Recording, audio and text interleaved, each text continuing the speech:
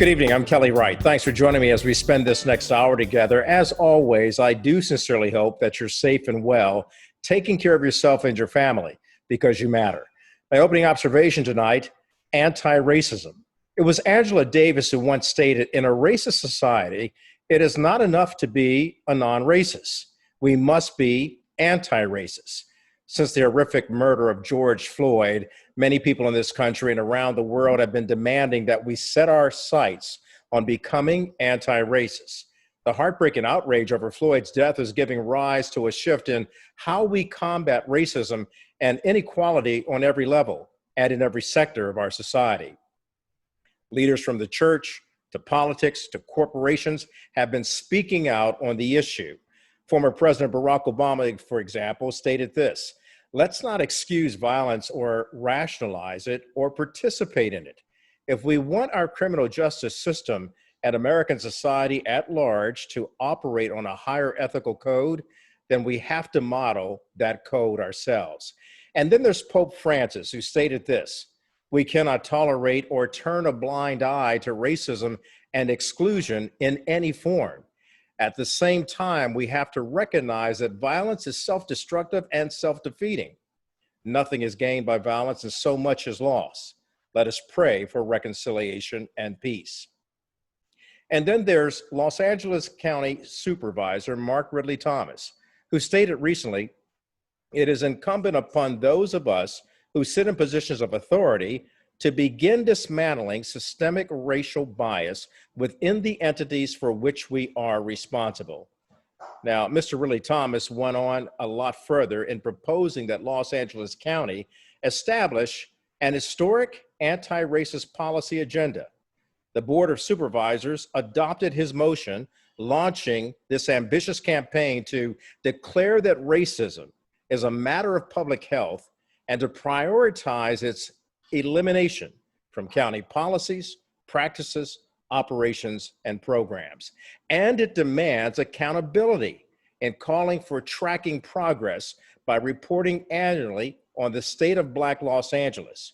What Los Angeles County is doing is indeed remarkable.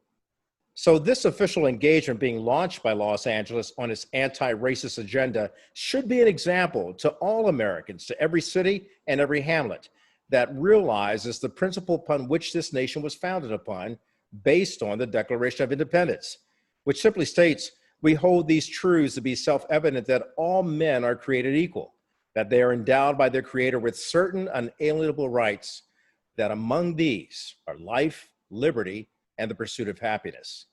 In other words, it means justice and peace for all, and not just for some, and certainly not based on the color of our skin. Here's the important thing we have to remember. We are the United States of America, but if we continue to fall into division, we will never achieve that true recognition that we are united because we're interconnected and interrelated. Justice and peace for all. And those are my opening observations. So since the launching of this historic anti-racist agenda in July, the Los Angeles County Supervisor, Mark Ridley Thomas, and other county leaders have been engaged in activities and having conversations about race, even on social media. Watch this. Well, thank you very much for joining me today for what will be an exhilarating conversation. Not since the Civil Rights Movement have we seen such a sustained push for fairness and justice of civic consequence in the name of these lives of individuals that we know. Professor Manuel Pastor, the director of the program for Environmental and Regional Equity at the University of Southern California. We welcome you. That race matters in the society, in the allocation of resources, opportunities, education, and even the air that we breathe. And in that context, to point out the particular power of anti-Black racism, how fundamental it's been to the United States and its allocation of opportunities rooted in slavery, Jim Crow, redlining, segregation, etc. And to understand that the struggle against anti-Black racism is everyone's struggle. Professor Paul Ong, Director of the Center for Neighborhood Knowledge at the University of California at Los Angeles. We do what we do at the Center for Neighborhood Knowledge, and in particular our new initiative, the COVID-19 Equity Research Initiative, which we started in March, is trying to give some understanding and some depth about this, what we call this web of inequality. Chief Operating Officer of Los Angeles County, namely Vezia Davenport. We welcome you, ma'am. A motion like this is important because it does a couple of things. One, it requires the county working through the CEO's office and working with the county departments to do something differently. We don't just want to hear the report about the negative outcomes. We want to know about how corrective actions and interventions are working or not to address those issues. The founder of the Frontline Wellness Network, that would be Mark Anthony Clayton Johnson. When Black Lives Matter first launched and first started to really catch fire almost a decade ago now, it made people uncomfortable. And I think the value of the motion that you led is that it explicitly names that.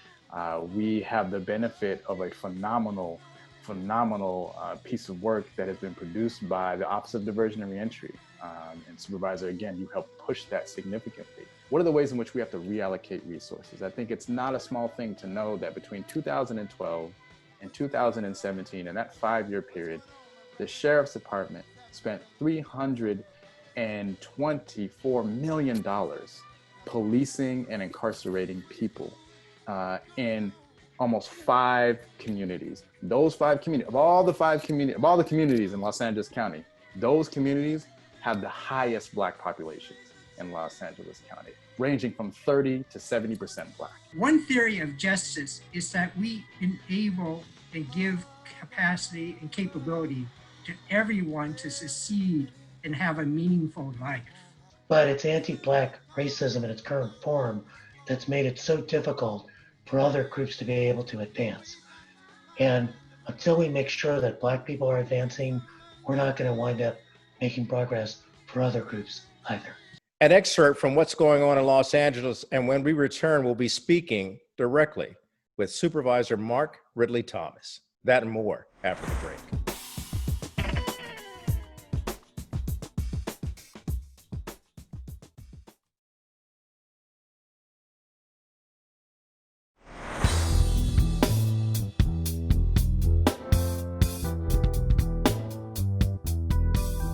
So joining me now is the Los Angeles County Supervisor, Mark Ridley Thomas, and he is talking about the fact that there's an anti-racist agenda that has been signed by the county for a more equitable Los Angeles County. And certainly in this heightened time of racial division and political division, this is a needed step forward to be concerned about the fact that we need to be anti-racist to bring all people together.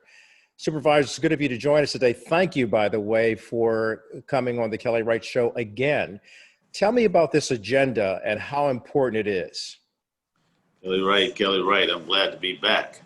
It's a good thing to be back with you, and we certainly think this is a very important outlet for viewers, and so we thank you.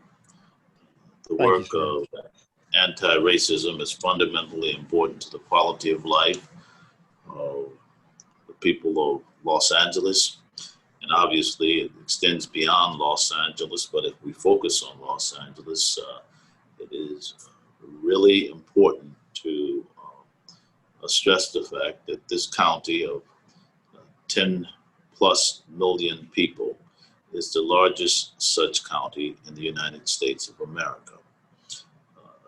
Established approximately 170 years ago, and I just simply believe that it's high time that we have a thoroughgoing self-examination of our policies through the lens of anti-racism. In other words, the disproportionate impacts, the negative outcomes, that Black people and other people of color experience in Los Angeles and throughout the nation has to be put under the microscope. And we need to be prepared to look at ourselves anew and change our ways of doing business, excessive use of force, disproportionate outcomes that are negative with respect to health, housing discrimination, low performance in academic contexts in terms of dropout rates and so forth. These are things that should not just simply be tolerated as if they cannot be challenged or changed. And so that's the thrust of this work, and we caused it to come forth, and it's unanimously adopted. Supervisor, what you're focused on right there is unpacking the systemic racial barriers, the institutional racial barriers that do exist and persist in our country. And here we are in the 21st century, and on the heels of what's happened and transpired since the COVID-19 pandemic hit us. You'll recall the first time you and I met on this program, we talked about the health disparities. And what I'm heartened to hear is that you've gone so many leaps and bounds further than just dealing with the disparities from a health perspective. But now you're talking about the inequities that are those fine points that really cause a lot of friction, a lot of vitriol racially, and you have the most diverse county in America. So to see you doing that, and to see Los Angeles getting on board with what you're doing, to me is very promising and hopeful. And it's one, sir, that I would like to see the country engaged in. How difficult has it been to launch this? And what's the response you're receiving so far from the citizens of Los Angeles County? The response has been tremendous. It could be said that it's long overdue, the work that we are now addressing. And what would it be like for us to proceed in a fashion that business is as usual against the backdrop of a global pandemic that disproportionately affects people of color? What would it look like to ignore the realities that confront us in terms of the epidemic of excessive use of force and economic inequities, disproportionality in terms of homelessness? What would it look like, Kelly, for us to proceed in LA County, the 17th largest economy in the world, as if all is well, and ignore the poverty that exists right here in this very wealthy part of the nation? What would it look like if we were to celebrate or memorialize C.T. Vivian, John Lewis, and yet not do all that we can to make sure that the right to vote was fully exercised in such a way that it has an impact of consequence on November the 3rd, 2020? What would it look like for us to just not take up the responsibility that we as policymakers, public officials, and the like have, and do the right thing? Dr. King said it, and I believe it. It's always the right time to do the right thing. And this is the right thing. This is the right time, and there can be no negotiation about that. We have to move forward and confront these issues head on.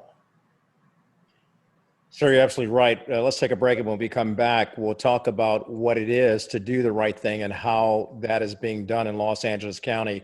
I'm talking to the LA County Executive, the Supervisor, Mark Ridley Thomas. We're coming back with much more of this important topic about an anti-racist agenda.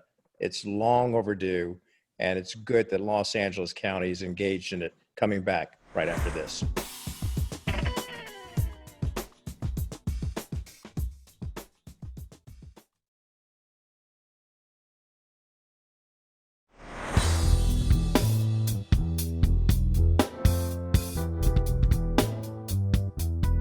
Welcome back to the program. So I'm excited and actually delighted and so gracious, so grateful, I should say, is the proper word for what Los Angeles County is doing. With me is the Los Angeles County Supervisor, Mark Ridley Thomas, and he is at the forefront of this anti-racist agenda that the county has embarked upon. And sir, you were talking earlier in our previous segment about what do we do? What would it look like if we all got together and actually talked about an anti-racist agenda and did the right thing to remove the barriers caused by institutional and systemic racism? And what I hear, sir, you talked about him earlier, the Reverend Dr. Martin Luther King Jr. You said, what would it look like? To me, from the outside looking in, it looks like you're trying to create a beloved society, which is something Dr. King talked about. This is an attempt to approximate the beloved community. But Dr. King didn't invoke that from the vantage point of naivete. He was clear about the issue of social change. Some suggested it had revolutionary implications because the methodology that he wanted to put in place was nonviolent, direct action. And one of the fundamental tenets of nonviolent action is that of non-cooperation with evil. And so we withdraw our consent of governing institutions that oppress, that suppress, that repress. And that's the agenda. And we saw it expressed at John Lewis's funeral by the teacher of nonviolence, the Reverend Dr. J.M. Lawson Jr. And so Dr. Lawson is my mentor in all things nonviolence.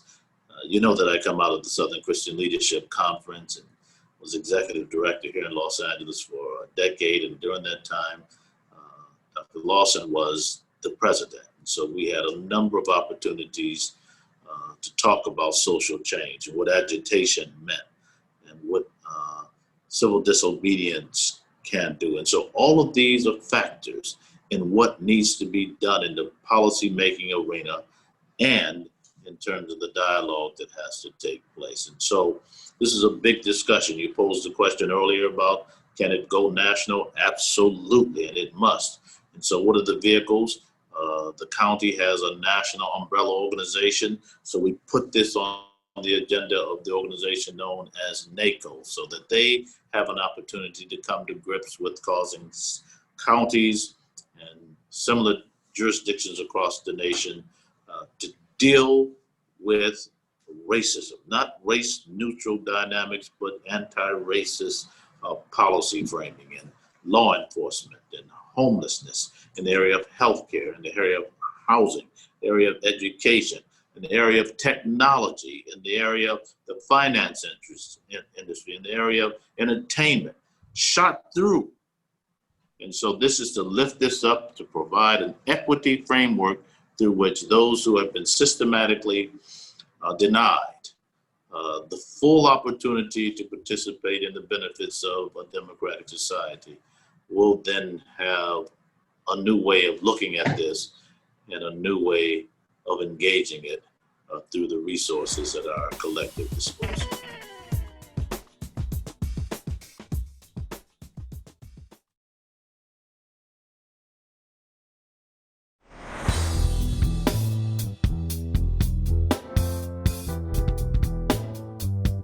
Talk to me, if you will, about what your colleagues are stating with regard to this program and how that's being distributed so that Los Angeles County members, residents are able to see that, feel that, and taste the change that you're trying to implement. Two examples will suffice.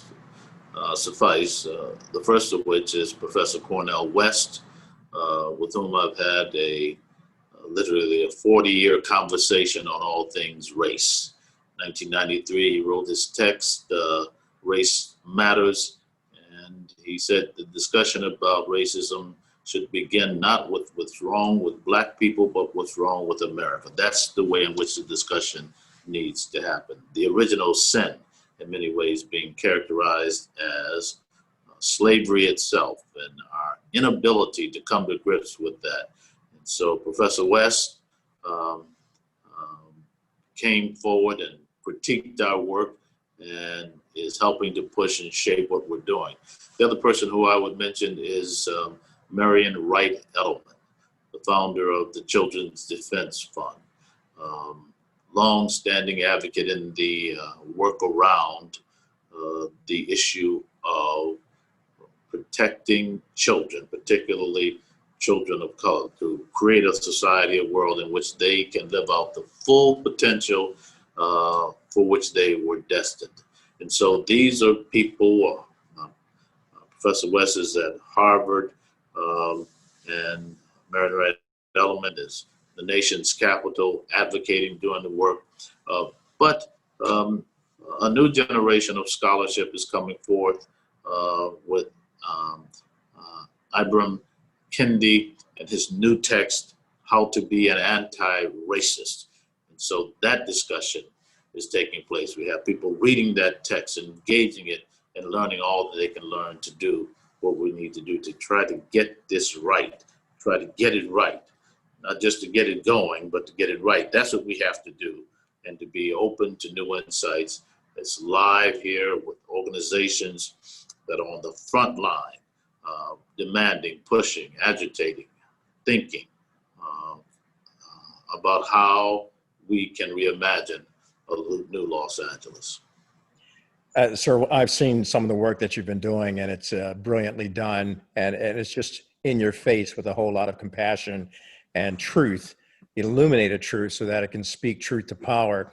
When we return, I want to show a couple of excerpts of that and then ask you what it's like to see this actually happening, this vision that you had coming to fruition, and what it will mean for not only the city and the county of Los Angeles, but the state of California, as well as the nation. I really do fundamentally believe in what you're doing. It's really time. It's past time. When we return, we'll see some excerpts of what you've been doing on camera, sir, talking to all of your friends and your colleagues. And then we'll talk to you as well as you continue on with this great campaign, anti-racism. Coming back with much more after this.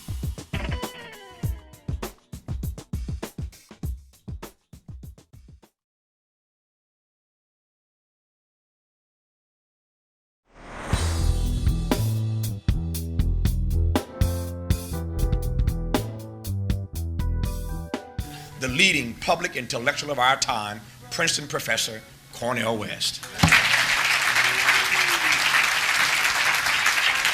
Thank you so very much. Power of people. Power of people.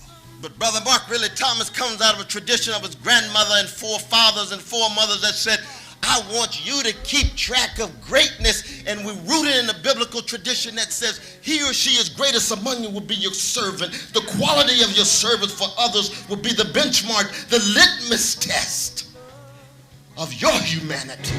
Under the leadership of my very dear brother, Supervisor Mark Ridley Thomas, we see the neighborhood council movement at its highest level. It builds on the social movement that produced the Voting Rights Act in 1965.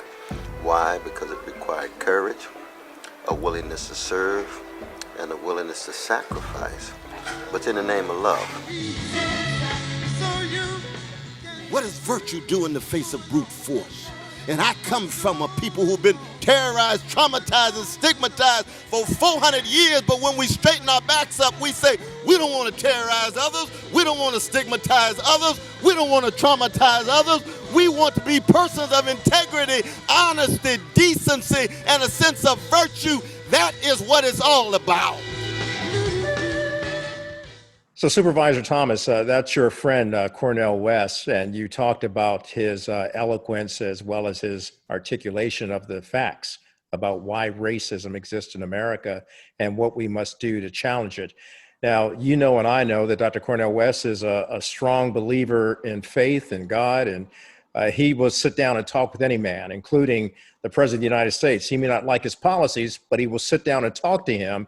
And that is something that I find that we have to be able to do. We have to be able to sit down and talk to those that we disagree with. And while we might disagree or agree, we have to learn to do it in harmony. That seems to be a problem with talking about this elephant in the room, and that's racism. And you've gone one step further to say, I will talk to every and anybody, sir, but at the same time, I'm going to agree to live in harmony and engage with you to become an anti-racist. Am I reading that right? Well, partly because if we are faithful to the essence of the methodology of nonviolence, it might not always be harmonious. It is not absent fundamental regard for the individuals with whom you may disagree. Dr. King would even invoke the language of love. He would often say, I may not be able to cause them to love me, but I can prevent them from lynching me. That's the role of law. And it is essentially how love looks internally and justice looks externally. The interplay is real, but it is not the absence of tension. It is not always the presence of harmony. Dialogue, which some reject, assumes differences of opinion, which could get rather heated in some instances. But you cite Professor West as an example, and obviously capable of dialoguing at a variety of levels of discourse, and will do that. But dialogue he will, and demonstrate he will. Be arrested he will. And it seems to me no one method or methodology is the overarching last word on what we must do. Do something. It is John Lewis, the Honorable John Lewis, who invokes good trouble. In other words, do something that's constructive to challenge the system to make life better for everyone. And that's essentially the mindset of an activist. It's the mindset of an advocate. It's the mindset of someone who is committed to a new order. The notion of the beloved community is about a new order. It is a rejection, fundamentally packed with moral discourse of the status quo that is essentially unacceptable in terms of the issues of racism and a range of other matters that define and limit the altitude of individuals who would otherwise be fuller and freer.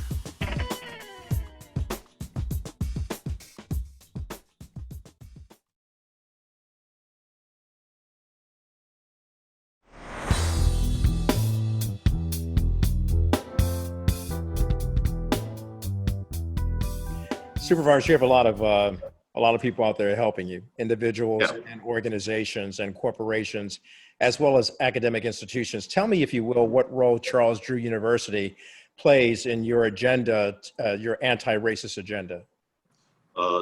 Charles Drew University of Medicine and Science is all about health equity and outcomes. It's a huge agenda for us. Located in a medical campus that is the envy of the county of Los Angeles with respect to progressive policies emanating in the health field, with a hospital on that campus, with a psychiatric urgent care center on that campus, with a behavioral health center on that campus, and more, essentially accenting the work of the university.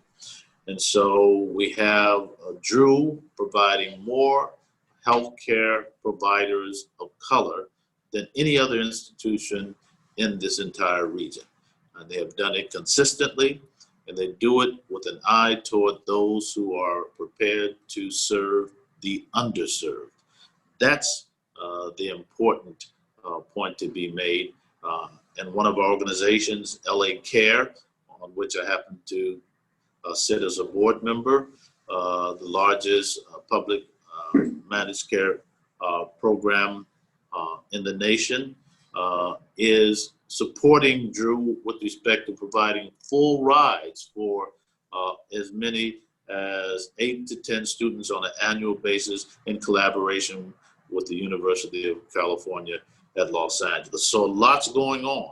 And so these academic institutions are really, really important. And they then have to take a close look at their perpetuation of racist ideology.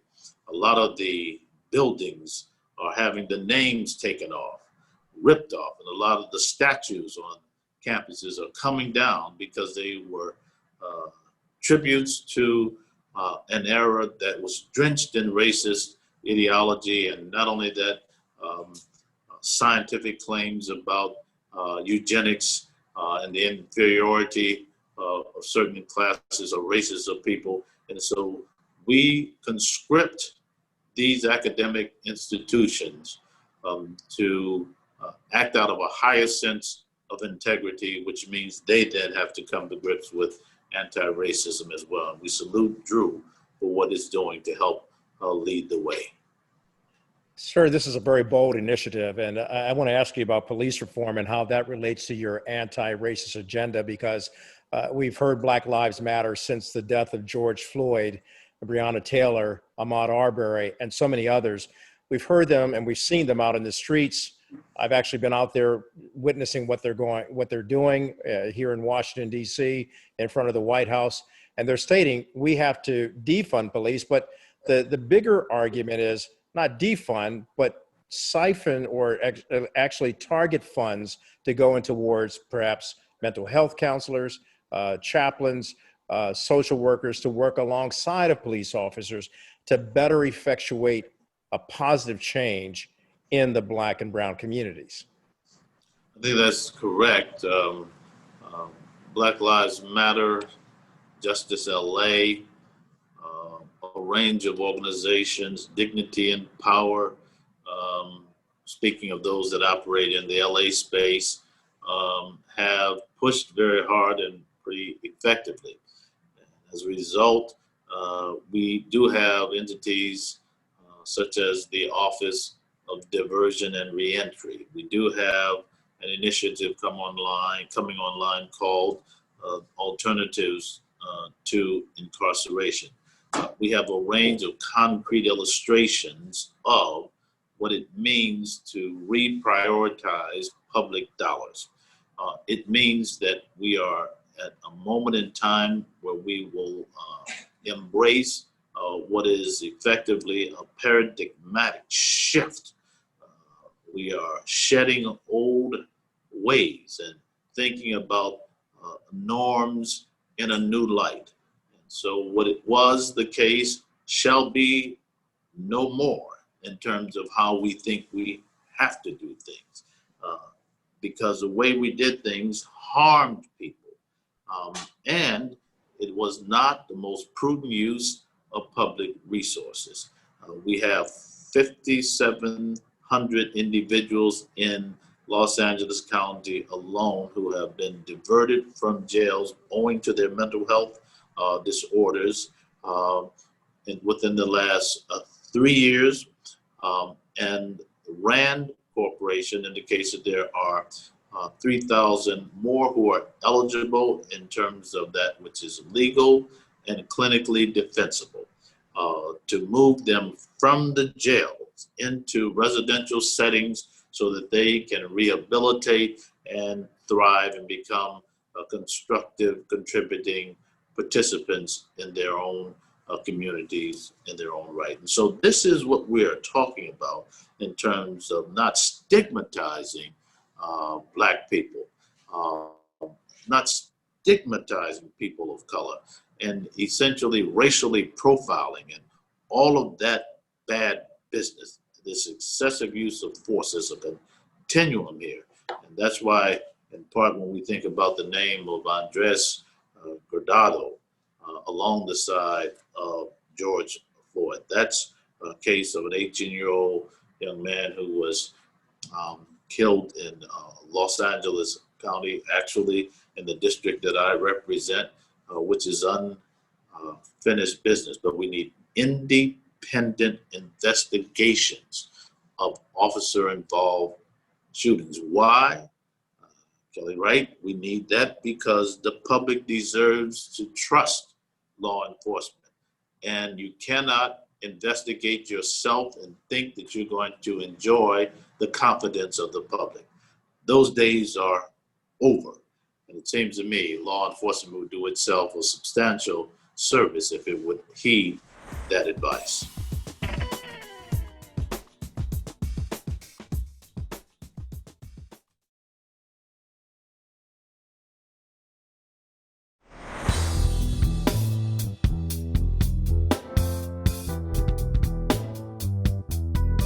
Supervisor, I know you've got to run, but I want to take just one moment of your time to tell me what's at stake if we didn't have Los Angeles County embarking upon such a worthy and ambitious goal of an anti-racist agenda. We can no longer afford to sit idly by and let the past dictate the future with respect to racist policies and ideology. We cannot. To do so is to harm generations to come. To do so is to limit the capacity for Los Angeles to fulfill the best of what it means to be the most diverse, the most diverse region in the nation. It means that we will not do what we need to do to embrace our better angels. This conversation of anti-racism is about moral claims. It is essentially to assert that we're all created equal in the image and likeness of God, if we were to borrow a theological point of view.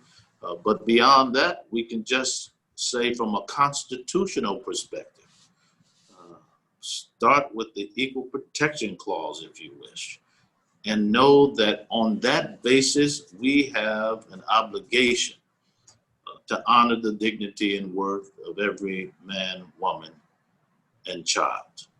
That's what's at stake here. Nothing more, and certainly nothing less.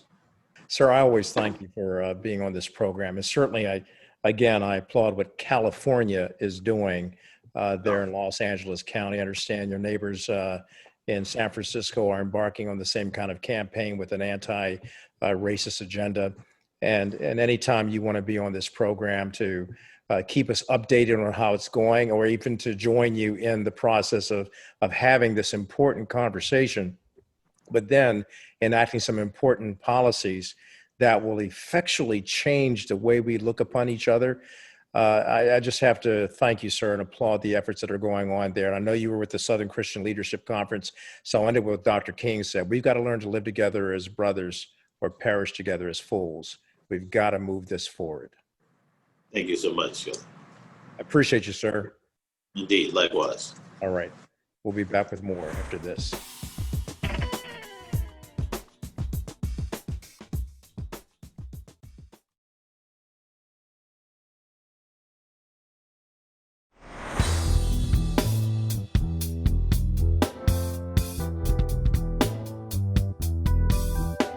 Welcome back to the program. I want to thank each and every one of you for watching tonight. I certainly do appreciate your time. You're valuable to me. And I want you to know in the final statement, or my final word tonight, let's talk about what Martin Luther King Jr. stated. He says, "I refuse to accept the view that mankind is so tragically bound to the starless midnight of racism and war that the bright daybreak of peace and brotherhood can never become a reality." He stated, "I believe that unarmed truth and unconditional love will have the final word." I certainly agree with Dr. Martin Luther King Jr. And hopefully tonight you've been righted, ignited, and united to keep spreading not racism, not fear, but love, freedom, and peace. Good night.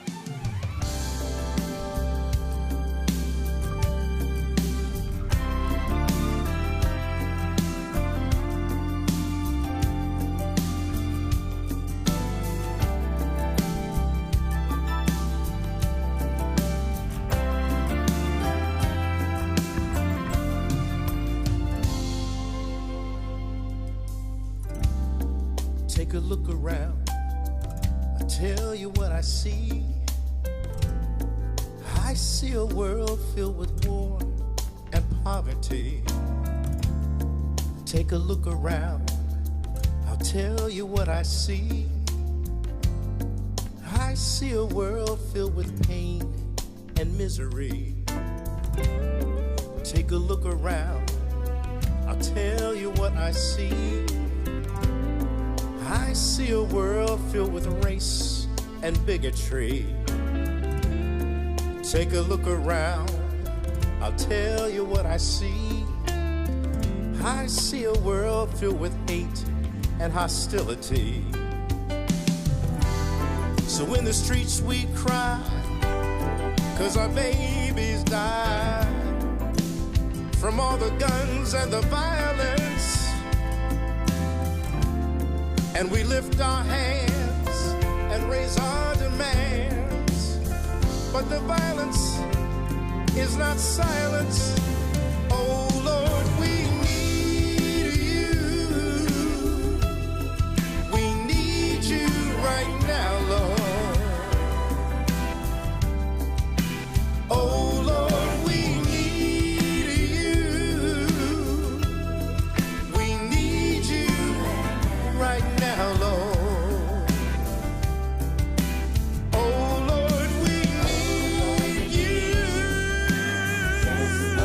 We need you right now, Lord. We need you right now. Oh God, we need you right now.